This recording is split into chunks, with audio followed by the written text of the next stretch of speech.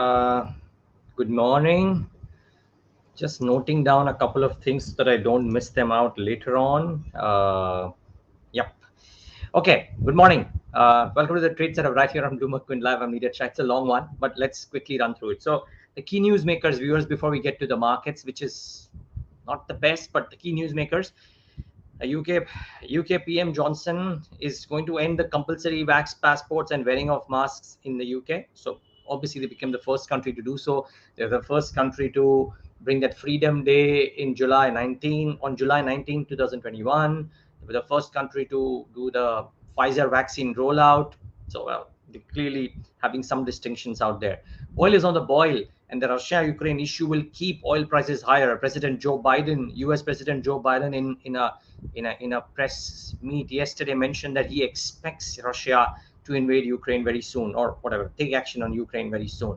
Nasdaq has officially entered the correction territory with a drop of over 10% from highs. Remember, 20% is bear market, and while the Nasdaq had corrected on an intraday basis lower than 10%, also on a closing basis below 10% as of yesterday's move. Speaking of the Nasdaq, let's bring up the US markets and show you what they did, and they were down in trade yesterday as well.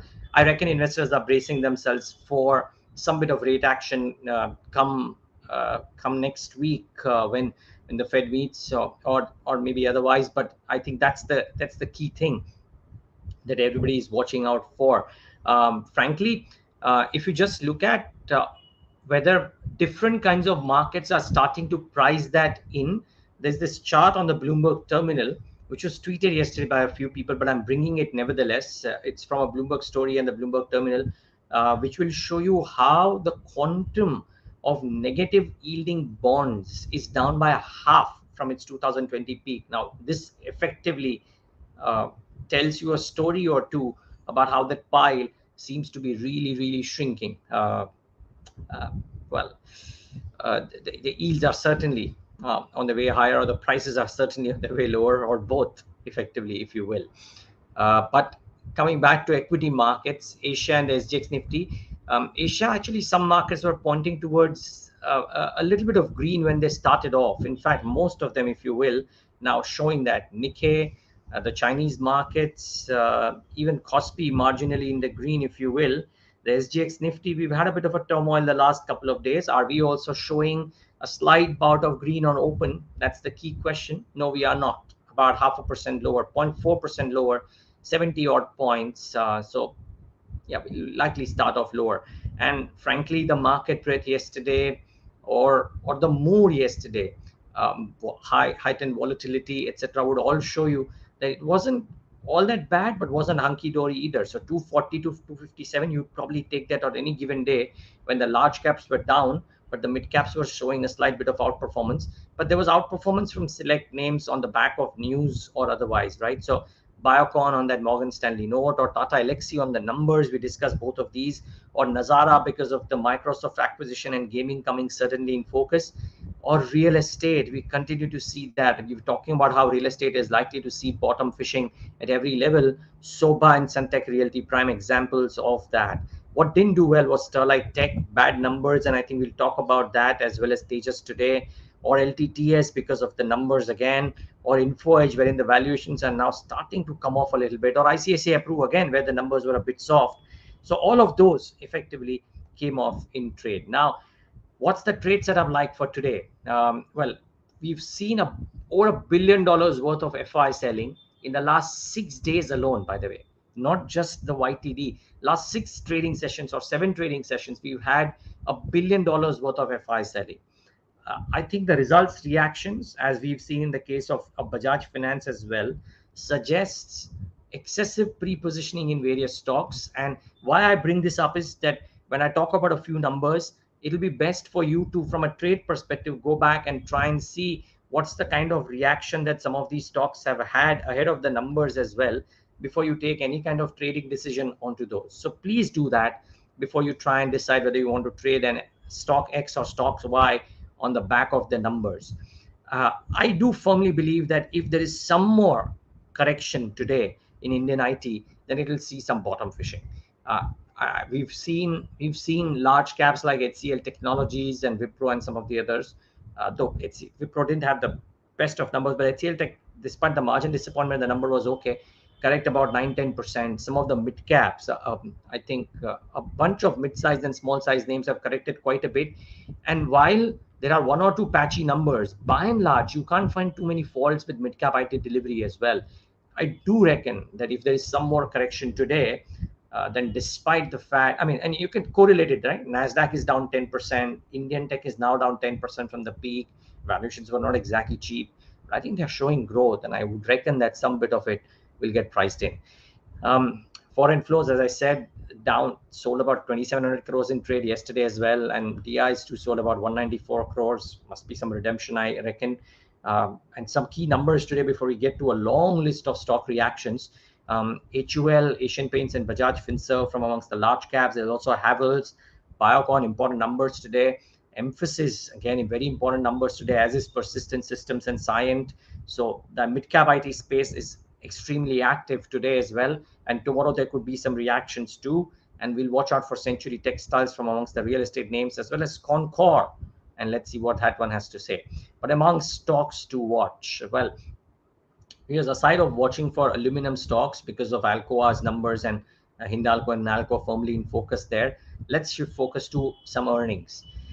So watch out for aluminum stocks, by the way, but watch out for Larsen & Toubro Infotech. You can't find a soft spot. I mean, yes, there would be one or two misses here and there, but largely you can't find a soft spot here in these numbers. Revenues up 9.8%. That's really strong. EBIT margins expanded to 7.2% from 17.2% from 17%. Excuse me, that's a typo from my end. And the profit after tax up 11% at 612 crores. Extremely strong show. It delivered the best ever quarterly sequential growth since the time of its IPO.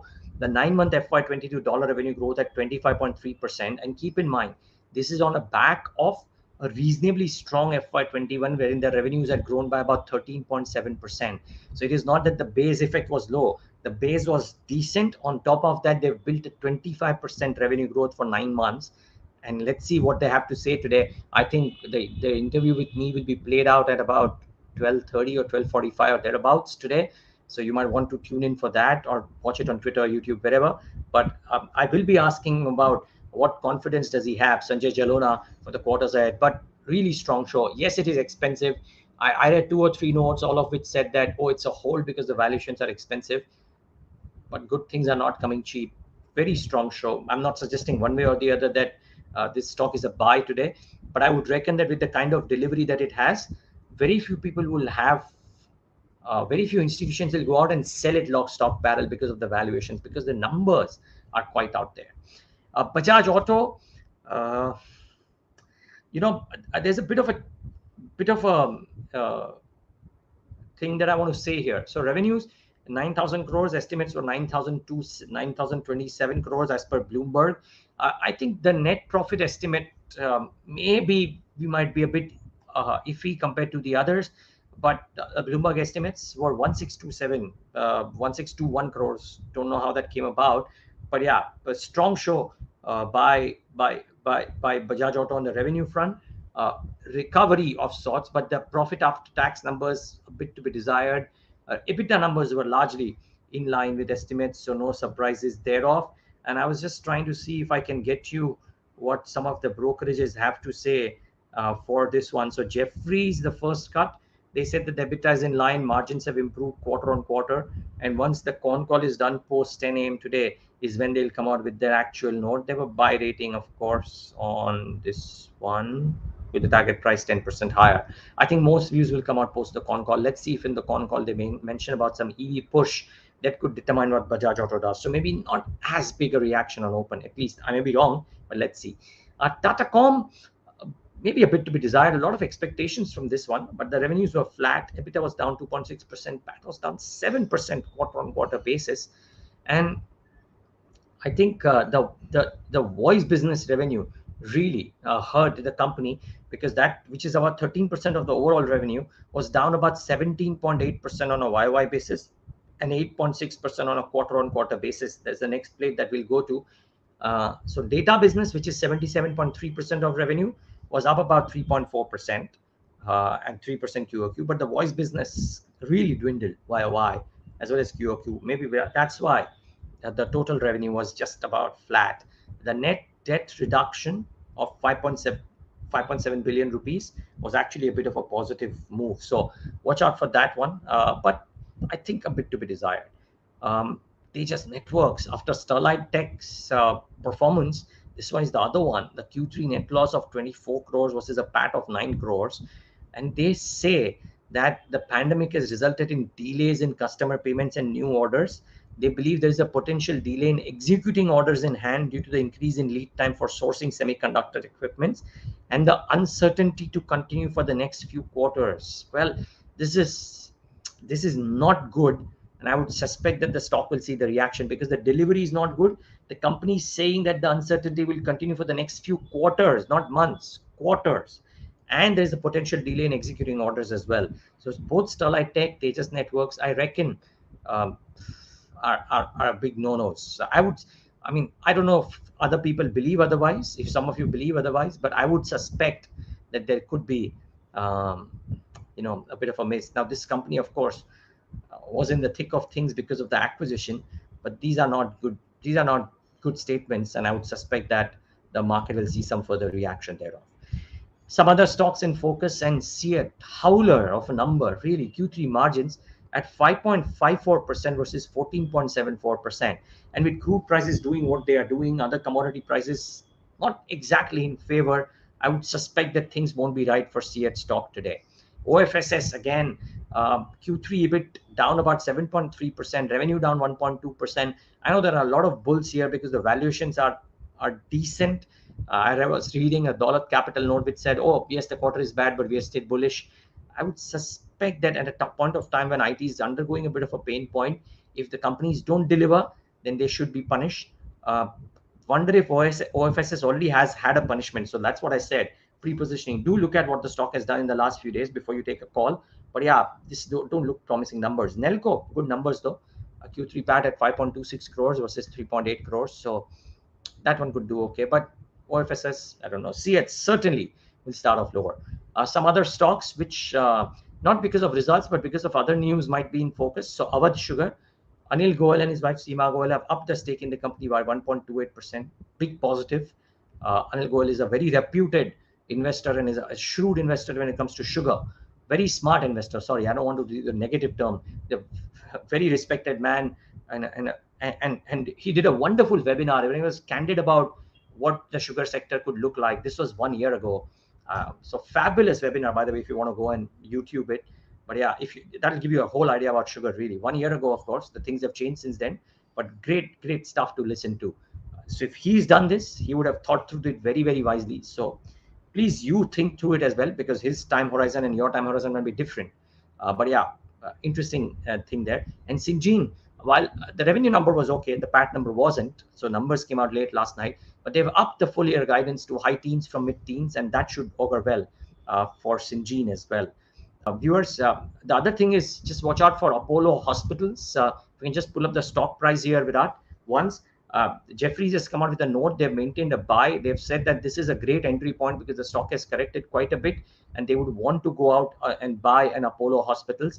They believe the current price is an enhanced entry point. Keep in mind, because it's corrected quite a bit, keep in mind, 3 days back, Nomura, HSBC, Credit Suisse have also given buy ratings. So there's some FI selling that's happening as a result of which this stock is corrected. But a lot of brokers believe this is a great entry point. Before we wrap up, want to sound out a cautionary note. This is on the US markets, but from a noted investor, Seth Klarman. And when he says you should hear, he says that today's market is characterized by stretched valuations, deep complacency, and a host of looming risks, mounting inflation, the related possibility of materially higher interest rates, which are posing a real danger to financial markets. If Seth Klarman says so, you got to pay heed to it. So let's see if that is indeed the pain point for the US markets going ahead, and if that is indeed the case, then does it percolate down to the Indian markets? We've stood out really well compared to the rest of the world thus far in 2022. Let's see if we continue to do so. But IT on dips, if indeed they correct more. Sugar continued to rise and shine. Real estate continues to see some buying on dips. I dare say some mid-sized names, the likes of CEAT, the likes of Tejas Networks, maybe a Tata Com, I don't know. could well be stocks that could see some pressure points in the session today. Aluminum, on the other side, could be a bit of a decent story. Thanks so much for tuning into this very long trade setup today, but lots of things to cover. And I know I missed some, so excuse me for that, but brought the most pertinent ones, I think. And Virat, thanks for that, for looking at those charts as well. Viewers, thanks for tuning in today.